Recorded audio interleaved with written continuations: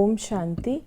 आज 1 अक्टूबर 2020 है और आज बाबा के साकार रूप से चले हुए मधुर महावाक्यों का हम स्पष्टीकरण लेंगे आदरणीय आशा दीदी से। ओम शांति दीदी। ओम शांति। बाबा ने कहा, मीठे बच्चे, तुम्हें देवता बनना है, इसलिए माया के अवगुणों का त्याग करो। गुस्सा करना, मारना, तंग करना, बुरा काम करना, चोरी चकारी करना, ये सब महापाप है। इसको तो दुनिया में भी गलत मानते हैं ना, ये सब बातें। इसमें जो बाबा ने कहा विशेष रूप से कि तुमको देवता बनना, तो देवता बनने के लिए हमको दो तरफा काम करना पड़ता है। एक होता है अपनी इन पुराने संस्कारों को गुस्सा करने का। पहले तो हम आसुरी दुनिया में थे ना, रावण की दुनिया में थे, तो ये सब बातें आती थी जिसमें गुस्सा भी था, जिसमें तंग करना भी था, जिसमें लड़ाई झगड़ा भी था, सब बातें थी। मतलब संस्कृति दूसरी थी। तो वो संस्कृति बदल करके हमें दैवी संस्कृति लानी है। तो दैवी संस्कृति लाने के लिए संस्कार भी तो हमको देवताओं के बनाने हैं। तो मीठा बनना, प्यार से बोलना, निर्माणता में रहना, ये सब हमारी दैवी संस्कृति है। और इन सबकी जो अंडरलाइंग करंट है वो है प्योरिटी। जब वो चीज़ आती है तो ये चीज़ें हमको, सच पूछो तो फिर लज्जा आती कि हम यही कुछ करते थे। जब आपको रियलाइज होता है कि मैं देवता बनने वाली हूँ, और क्या मैं बन गई थी। देवता बनने के लिए मुझे क्या कुछ चाहिए, तो फिर दैवी संस्कृति के ऊपर अटेंशन जाता है। क्वेश्चन है कि इस ज्ञान में कौन से बच्चे तीखे जा सकते हैं, घाटा किन्हें पड़ता है? जिन्हें अपना पोता मेल रखना आता है वो इस ज्ञान में बहुत तीखे जा सकते हैं। घाटा उनको पड़ता है जो देही अभिमानी नहीं रहते। बाबा कहते व्यापारी लोगों को पोता मेल निकालने की आदत होती है। ये बाबा हमें समझा रहे हैं कि ज्ञान में अगर तीखा जाना है, ज्ञान में तीखा जाना किसको कहते हैं? क्या बैठ करके ज्ञान का वर्णन करना, रटना, इसको हम ज्ञान कहेंगे? नहीं।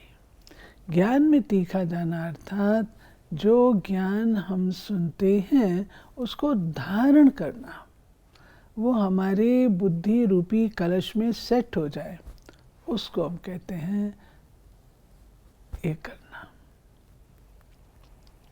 बाबा ने कहा ज्ञान से सद्गति होती है तो जरूर कोई से उतरते भी होंगे। उनसे ज्ञान से सद्गति होती है तो जरूर कोई से उतरते भी होंगे। हाँ, वो बाबा ने एक हिंट थ्रो किया जो पहले बाबा ने कहा ना, भक्ति को बाबा की भक्ति हाँ, उतरती कला है। हाँ, भक्ति उतरती कला है। और जो कहा ना, ये ऑडिटिंग वाली बात रह गई, चार्ट वाली, पोता मेल जो निकालते हैं व्यापारी।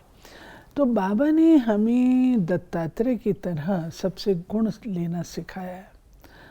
तो बिजनेसमैन भी बाबा कहते बहुत गुणवान होता है। क्यों? उसको घाटे और फायदे का पता रहता है, वो तुरंत जानता है कि इसमें घाटा होगा, इसमें फ़ायदा होगा। तो बाबा ने ये बात कही है कि घाटा जो है वो तब पड़ता है जब हम ज्ञान की धारणा नहीं करते और अगर हम अपनी ऑडिटिंग नहीं करते, पोता मेल नहीं निकालते। अगर हम अपना पोता मेल निकाले, कि पोता मेल बाबा कहते हैं अकाउंट्स, आज सारा दिन कितनी कमाई की और कितना मैंने खर्चा किया। अगर खर्चा ज़्यादा हो गया, कमाई कम है, तो कैसे काम चलेगा? मेरा जमा का खाता होना चाहिए ना, इसलिए बाबा कहते पोता मेल निकालो। दूसरे लोग नहीं निकालते क्योंकि उनको इस चीज़ का अभ्यास नहीं होता है। और फिर बाबा ने कहा ज्ञान से सद्गति होती है तो कोई से ज़रूर उतरती कला होती है, और वो स्टार्ट होती है हमारी भक्ति से।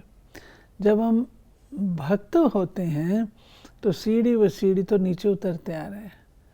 वास्तव में सद्गति केवल इस समय होती है। सतयुग त्रेता में भी हम चढ़ती कला में तो नहीं है, चढ़ती कला में तो नहीं है। उतरती कला कहना शोभा नहीं देता, परंतु पुरानापन तो आता जाता है ना। जब पुरानापन आ जाता है तो फास्ट रीति से नीचे आना शुरू होते हैं। बाबा ने कहा ये एक खेल है जिसको कोई भी जानते नहीं। शिवलिंग को जब पूछते हैं तो उनको ब्रह्म नहीं कहेंगे, तब कौन है जिसको पूछते ब्रह्म हैं? कहा जाता है जो लोग मानते हैं तत्व। तत्व को, ब्रह्म लोक को, उसको कहेंगे। और बाबा ने यही जो पोता मेल है उसके आगे बाबा ने जांच के लिए भी कहा।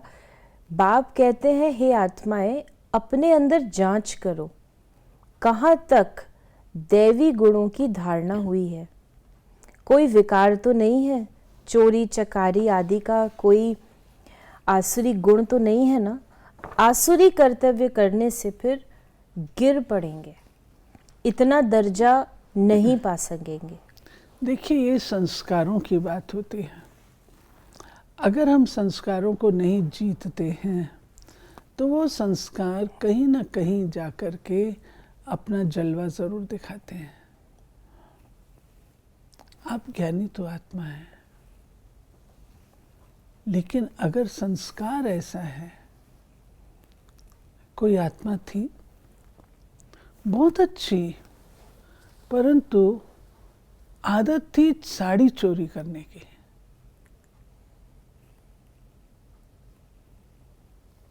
साड़ियों की कोई कमी नहीं थी, बहुत बड़े ऑफिसर की वाइफ थी। संस्कार तो बाबा कहते हैं संस्कारों को बिल्कुल हमको साफ करना होता है, बिल्कुल क्लियर करना होता है। जब बाबा ने चोरी की बात कही तो ये बात याद आई। दूसरी बात, अगर यज्ञ में कोई चीज़ है तो हम उसको अगर यूज़ करते हैं कोई बुरी बात नहीं है। आप यज्ञ की चीज़ उठा करके किसी और को दे देते हैं, वो गलत बात है, चोरी हो गई ना। आपने क्यों ली? आप मालिक तो नहीं है ना, ट्रस्टी हैं। यूज़ आप कर सकते हैं, यूज़ करने की कोई मना नहीं, पूछ के वो भी। लेकिन आप उठा के किसी और को दे दो तो ठीक नहीं। फिर बाबा ने ये भी कहा कि खराब आदत को मिटाना ज़रूर है। तुम बच्चों को तो बहुत शुद्ध रहना चाहिए। बाप कहते हैं ये भी जज करो कि महान आत्मा किसको कहा जाए। श्री कृष्ण जो छोटा बच्चा स्वर्ग का प्रिंस है, वो महात्मा है या आजकल के कलयुगी मनुष्य? बाबा कहते महात्मा माना पवित्र। श्री कृष्ण जी को तो भगवान की उपमा दे देते हैं, और आजकल की दुनिया में कोई विशेष कार्य करते हैं उनको महात्मा की संज्ञा दे देते हैं। तो बाबा कहते ये चेक करो तुम कि महात्मा कौन है, महात्मा असली में किसको कहा जाए। बच्चे को कहा जाए जिसको कोई भी विकारों का पता नहीं है, और यहाँ तो दुनिया के लोगों को तो सारा ज्ञान है, और उसके बाद वो उस स्वरूप में रहते हैं अच्छे महान बनने। तो बाबा कहता है श्री कृष्ण महात्मा कहलाने योग्य हैं। ये प्योर है, इनोसेंट है, लवली है, वाइसलेस है। निर्विकारी को बहुत टाइटल दे सकते हैं, विकारी का क्या टाइटल है? श्रेष्ठाचारी तो एक बाप ही बनाते हैं। ये जो लिखते हैं ना सब अपने अपने नाम के आगे, सो एंड सो, ये क्या टाइटल है? बाबा ने कहा बाप बार बार समझाते हैं मूल बात कि अपने अंदर देखो कि हमारे में कोई विकार तो नहीं है। रात को रोज अपना पोता मेल निकालो। व्यापारी हमेशा पोता मेल निकालते हैं, गवर्नमेंट सर्वेंट पोता मेल नहीं निकाल सकते, उन्हों को तो मुकर्रर तनख्वाह मिलती है। इस ज्ञान मार्ग में भी व्यापारी तीखे जाते हैं, पढ़े लिखे ऑफिसर्स इतना नहीं, क्योंकि बाबा कहते हैं व्यापारियों को ये आदत होती है ना प्रॉफिट लाभ हानि की, तो इसलिए वो ज़्यादा उसमें अटेंशन देते हैं। इसका अर्थ ये नहीं है, ये हमको समझना होगा कि ऑफिसर्स आगे नहीं जा सकते हैं, इसका अर्थ ये नहीं है। ये है सारी आत्मा की सोच की बात। हम आत्मा हैं, और अगर उस नशे से हम अपनी कैलकुलेशन करते हैं तो आगे जा सकते हैं। कुमारी निर्विकारी है तो पूजी जाती है।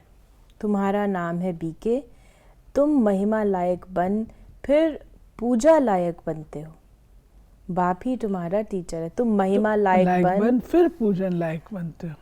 तो महिमा अभी यहाँ होती है, महिमा हमारी संगम पर निकलती है, और पूजा फिर हमारी बाद में होती है द्वापर युग से। फिर बाबा ने कहा, गीता में लिख दिया है कि वो अखंड ज्योति स्वरूप है। आगे बहुतों को साक्षात्कार होता था भावना अनुसार, बहुत लाल लाल हो जाते थे, बस हम नहीं सहन कर सकते। अब वो तो साक्षात्कार था। बाप कहते हैं साक्षात्कार से कोई कल्याण नहीं, यहाँ तो मुख्य है याद की यात्रा। ये बाबा बता रहे हैं परमात्मा तो ज्योति बिंदु है, और श्रीमद् भगवद गीता में कहा गया कि उनका जो साक्षात्कार हुआ हजारों सूर्यों से तेजोमय, मैं सहन नहीं कर सकता। अब सोचने की बात है, पिता और पिता को बच्चा सहन न कर पाए तो वो कैसा पिता है? पिता बच्चे से मिल ही ना पाए, ना बच्चा पिता से मिल पाए, तो वो कैसा पिता है? तो शिव बाबा हमको सही अर्थ बताते हैं कि बच्चे मैं हूँ ज्योतिर्बिंदु, जैसे तुम आत्माएं ज्योतिर्बिंदु हो, और मेरा प्रकाश और मेरी शक्तियाँ तुम बच्चों से ज़्यादा हैं, परंतु ऐसे नहीं कि तुम मुझे याद नहीं कर सकते। हजारों सूर्य से तेजों में जिस समय साक्षात्कार होता है शिव बाबा का, ऑलमाइटी का, उस समय आत्मा महसूस करती है उस शक्ति, उस पावर को। जब संदेशियाँ ट्रांस में जाती थी, आके जब संदेश सुनाती थी, आज ऑलमाइटी बाबा था,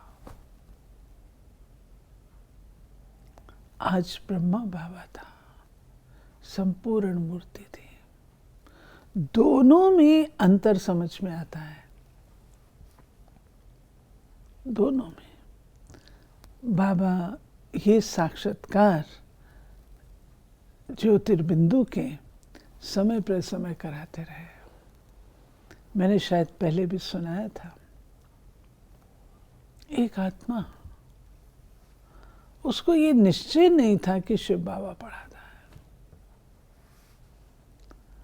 बाबा दिल्ली आए हुए थे, वो पटना से दिल्ली आए। दादी तो उसको भेजने को राजी नहीं थी, लेकिन वो कहता नहीं, मेरे को जाना है, मिलने जाना है। आए, बाबा बैठे थे कॉरिडोर में, जैसे आराम कुर्सी होती है ना, इस तरीके से, और ये व्यक्ति दूर से साक्षात्कार किया बाबा का। उसको बाबा शरीर नजर ही नहीं आया, लाइट लाइट लाइट लाइट। बाबा के सामने आया, ज़ार ज़ार रोया, बाबा मैंने डाउट किया, संशय लाया, लेकिन आप ही हो, मुझे क्षमा करना। तो बाबा कहते ये तो करता रहा हूँ। कई आत्माएं जो पात्र होती हैं, उनको बाबा साक्षात्कार भी करा देता है। लेकिन बाबा ये भी कह रहे हैं कि साक्षात्कार से नहीं, मुख्य है याद की यात्रा। साक्षात्कार हो प्लस ज्ञान हो, सिर्फ साक्षात्कार से तो पहचान नहीं पाएंगे ना वो कौन है। साक्षात्कार भी हो और ज्ञान भी हो तब है बात। परंतु इसमें एक बात और है, साक्षात्कार भी हुआ, ज्ञान भी है, धारणा नहीं है, योग नहीं है, तो साक्षात्कार का क्या फायदा। और फिर बाबा ने ये भी कहा कि मोक्ष चाहने वाले यहाँ आएंगे नहीं, वो फिर पिछाड़ी में चले जाएंगे, ज्ञान कभी सुनेंगे नहीं, मच्छरों सदृश्य आए और गए।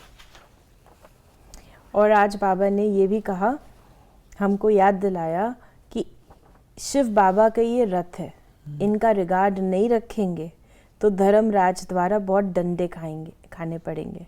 बड़ों का रिगार्ड तो रखना है ना। आदि देव का कितना रिगार्ड रखते हैं, जड़ चित्र का इतना रिगार्ड है तो चैतन्य का कितना रखना चाहिए। तो ये सभी बड़ों के लिए भी हो गया, जड़ चित्र तो उनके भी होते हैं, अंत में बनेंगे, हमें रिस्पेक्ट देनी है, रिगार्ड देना है, क्योंकि उनकी धारणा, हम उनके माध्यम से तो ज्ञान सुन रहे हैं ना, तो वो रिगार्ड तो देना ही चाहिए। वरदान है आज का, सर्व खजानों को स्व के प्रति और औरों के प्रति यूज करने वाले अखंड महादानी भव। जैसे बाप का भंडारा सदा चलता रहता है, रोज देते हैं, ऐसे आपका भी अखंड लंगर चलता रहे, क्योंकि आपके पास ज्ञान का, शक्तियों का, खुशियों का भरपूर भंडारा है। इसे साथ में रखने व यूज करने में कोई भी खतरा नहीं है। ये भंडारा खुला होगा तो चोर नहीं आएगा, बंद रखेंगे तो चोर आ जाएंगे। इसलिए रोज अपने मिले हुए खजानों को देखो और स्व के प्रति और औरों के प्रति यूज करो, तो अखंड महादानी बन जाएंगे। बाबा कहते हैं कि जो संगम युग है, इसमें ही आप दानी, महादानी, वरदानी, पुण्यात्मा बन सकते हो। सत्युग त्रेता में आवश्यकता नहीं, द्वापर कलयुग में ज्ञान नहीं, संगम पर ही तुम्हें मिलता है। और इन माध्यम से हम सारे कल्प की कमाई जमा करते हैं। इसलिए हमने दादियों को देखा कि सदा उनके सामने कोई आत्माएं आती थी तो महादानी होकर के, वरदानी होकर के तो कुछ ना कुछ देती थी। स्लोगन है, सुने हुए को मनन करो, मनन करने से ही शक्तिशाली बनेंगे।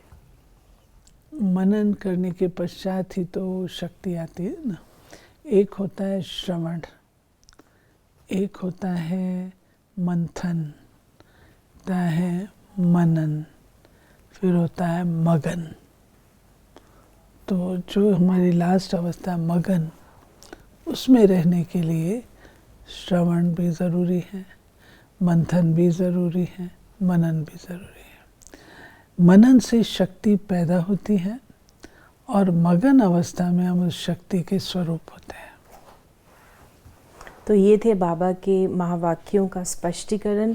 यदि आपके मन में भी कोई सवाल है तो आप उसे व्हाट्सएप करें 8826599309 पर, और हम आपके प्रश्नों का उत्तर प्रश्नोत्तरी कार्यक्रम में लेने का प्रयास अवश्य करेंगे। ओम शांति।